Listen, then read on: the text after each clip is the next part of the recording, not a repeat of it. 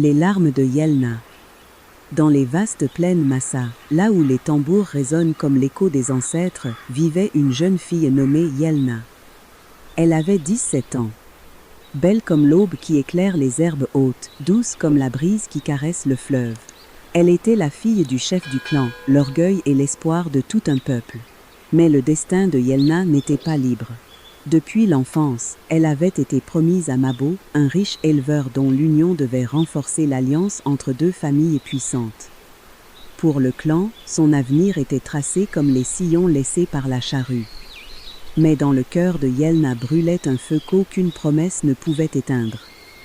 Un soir de fête, au bord du fleuve, alors que les tambours rythmaient les danses et les chants, son regard croisa celui de Daran.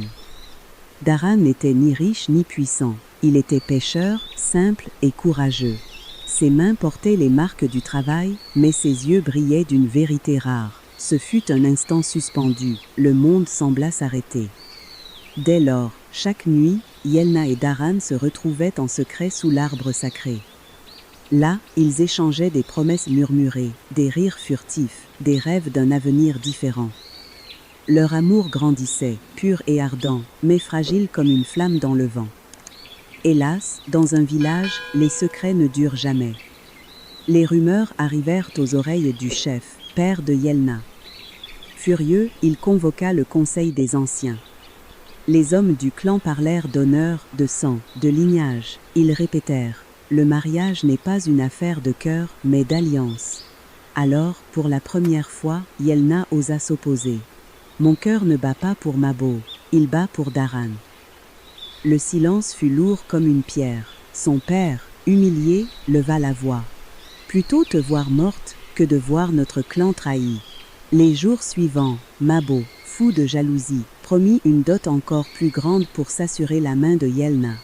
Mais il voulait plus qu'un mariage, il voulait écraser son rival. Dans l'ombre, il soudoya un cousin de Daran pour trahir les amants. Une nuit, alors que Yelna et Daran s'apprêtaient à fuir, des guerriers surgirent. Daran fut capturé, battu, humilié devant le village entier. Yelna, impuissante, vit l'homme qu'elle aimait traîner dans la poussière. Le mariage forcé fut décidé sans retour. Le jour venu, Yelna fut parée de bijoux et de perles. Les tambours résonnaient, les chants s'élevaient, mais son cœur n'était plus qu'une prison. Alors que tout le village l'accompagnait vers la case nuptiale, elle fit un choix. Au lieu d'entrer, elle se mit à courir. Courir vers le fleuve. Les tambours s'emballèrent, les cris s'élevèrent, mais Yelna ne s'arrêta pas. Arrivée au bord de l'eau, elle leva les yeux vers le ciel et se jeta dans les profondeurs noires. Le fleuve se referma sur elle, et les tambours cessèrent. Un silence funèbre recouvrit le village. Daran brisé quitta la terre de ses ancêtres. On ne le revit jamais, mais les anciens racontent encore que certains soirs, lorsque le vent se lève au bord du fleuve, on entend le chant de Yelna mêlé aux pleurs de Daran. Un écho éternel, une plainte d'amour qui traverse les générations. Et c'est ainsi que naquit la légende des larmes de Yelna. N'oublie surtout pas de t'abonner et activer la cloche de notification pour d'autres histoires comme celle-ci.